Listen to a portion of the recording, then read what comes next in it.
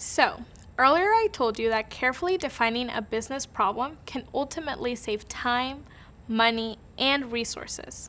All of this is achieved through structured thinking.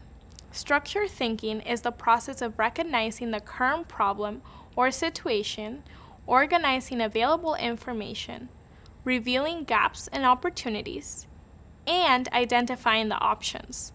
In other words, it's a way of being super prepared. It's having a clear list of what you are expected to deliver, a timeline for major tasks and activities, and checkpoints so the team knows you're making progress.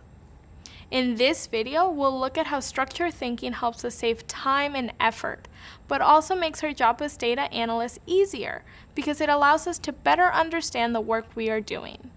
In the business world, it's common for teams to spend hours of valuable time trying to solve an important problem, only to end up back where they started. Not only is the initial problem not resolved, but they've spent hours not resolving it. This outcome negatively affects you, your team, and the organization as a whole. But it can usually be prevented.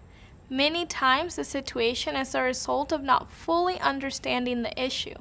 Structured thinking will help you understand problems at a high level so that you can identify areas that need deeper investigation and understanding. The starting place for structured thinking is the problem domain, which you might have remembered from earlier.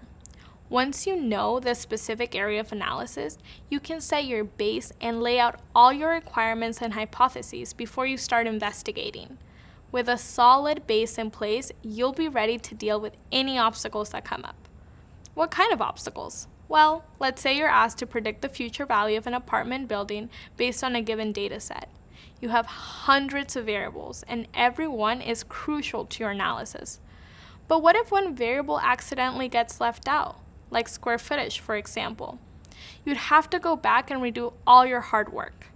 That's because missing variables can lead to inaccurate conclusions. Another way that you can practice structured thinking and avoid mistakes is by using a scope of work.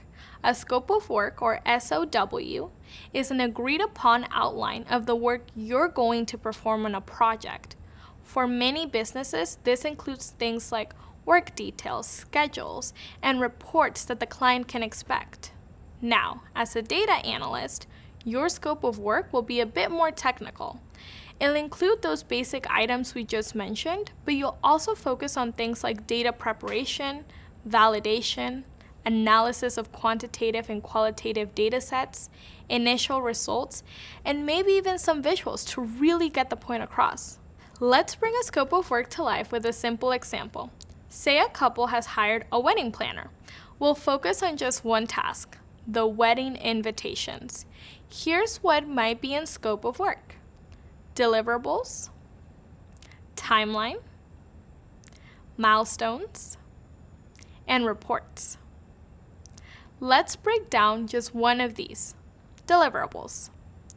The wedding planner and couple will need to decide on the invitation, make a list of people to invite, collect their addresses, print the invitations, address the envelopes, stamp them, and mail them out. Now let's check out the timelines. You'll notice the dates and the milestones, which keep us on track. Finally, we have the reports, which give our couple some peace of mind by telling them when each stop is complete. A scope of work can be a simple but powerful tool. With a solid scope of work, you'll be able to address any confusion, contradictions, or questions about the data up front and make sure these sneaky setbacks don't stand in your way. This is a simple example of what a scope of work might look like, but later you'll be able to practice building your own. Next up in our scope, we'll check out setbacks from a different angle by learning the importance of contextualizing data and avoiding bias. Looking forward to sharing some cool insights with you.